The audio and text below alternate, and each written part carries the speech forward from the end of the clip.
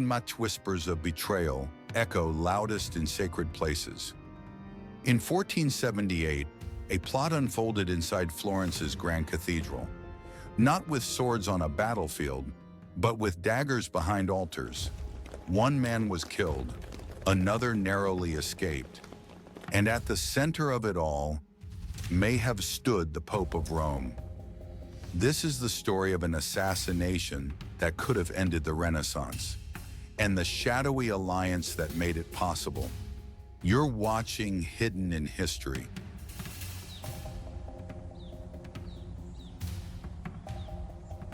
The Renaissance had found its heart in Florence, a city of banking, art, and progressive thought.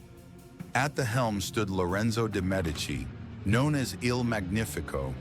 He funded artists like Botticelli, opened libraries, and courted philosophers. But not everyone saw this as enlightenment. To others, particularly in Rome, it looked like heresy dressed in gold leaf.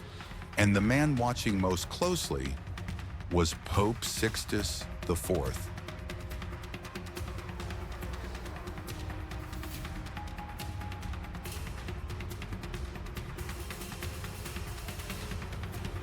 The Pazzi family, ancient rivals to the Medici, wanted Florence for themselves. And so they plotted. With the backing of Francesco Salviati, Archbishop of Pisa,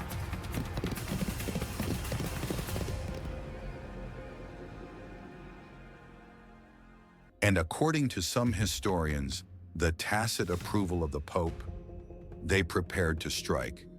The goal was simple: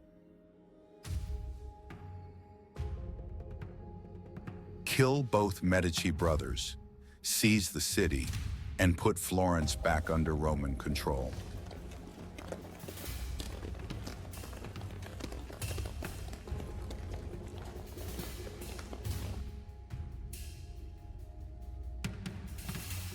On Easter Sunday, April 26, 1478, the Medici brothers entered Florence's cathedral.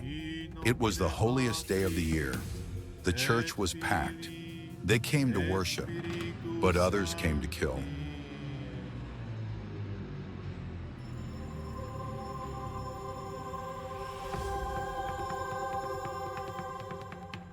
As the choir sang, the conspirators moved in. Giuliano de Medici was stabbed to death 19 times.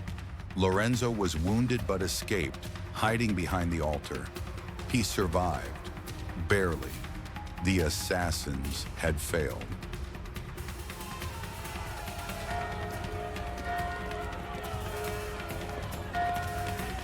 Florence erupted. Within hours, mobs captured the plotters. Some were executed on the spot. Others were dragged through the streets. Salviati, the archbishop, was hanged from the window of the Palazzo Vecchio.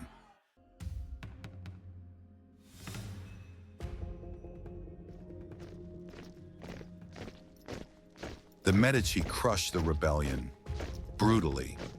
But behind the chaos, a darker question lingered. Was the Pope behind it all?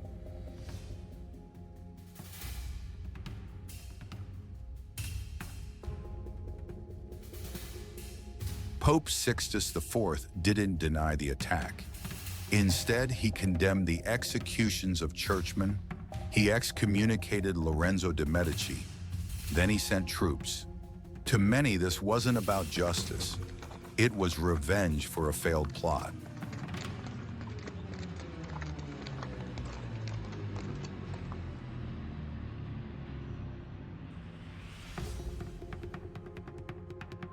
Historians uncovered letters between Rome and the Pazzi, financial ties, political backing, but there was no official order, no signed decree, just shadows.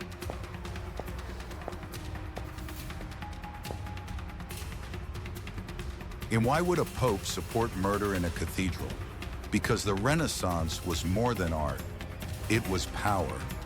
Florence challenged Rome's influence, economically, intellectually, even spiritually.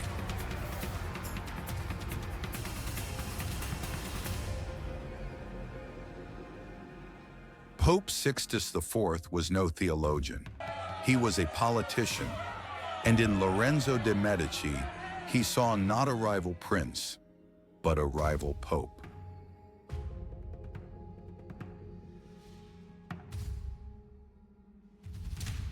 Had Lorenzo died, the Renaissance could have died with him. He funded painters, sculptors, architects, even the early humanists whose ideas changed the world. Without him, would we have Michelangelo, Da Vinci? Would the Vatican itself have become the center of art? Perhaps not, because without Florence, the flame of the Renaissance might never have reached Rome.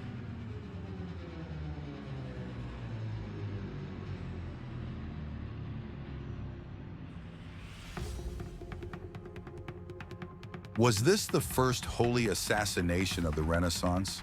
Some say yes. Others claim it was simply a Florentine power struggle, but the clues remain unsettling. Salviati was a papal ally. The Pope's own nephew married into the Pazzi family. Troops were ready before the attack even happened. Coincidence or coordination? We'll never know for certain, because no document links Sixtus IV directly to the murder. But no one ever questioned who benefited.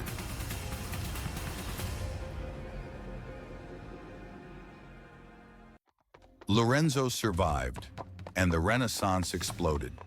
He traveled to Naples, negotiated peace, and returned stronger than ever. Florence remained independent and defiant. Pope Sixtus IV lived on, but his reputation never recovered. He died in 1484, surrounded by political chaos and whispers. He never punished those who planned the murder. He never apologized, and his silence still echoes through history.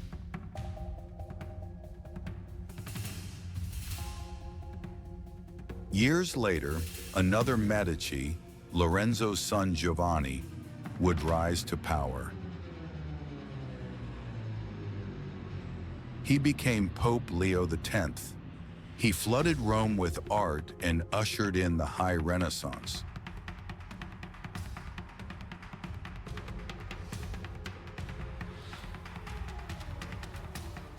The Church had tried to stop the future, and the future became the Church.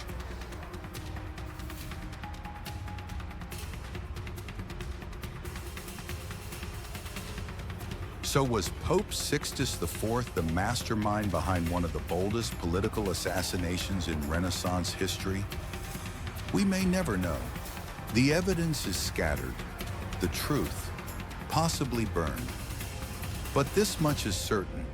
History doesn't always change through declarations. Sometimes it changes in silence, with one whispered nod, one dagger hidden in a sleeve, and one body on a cathedral floor.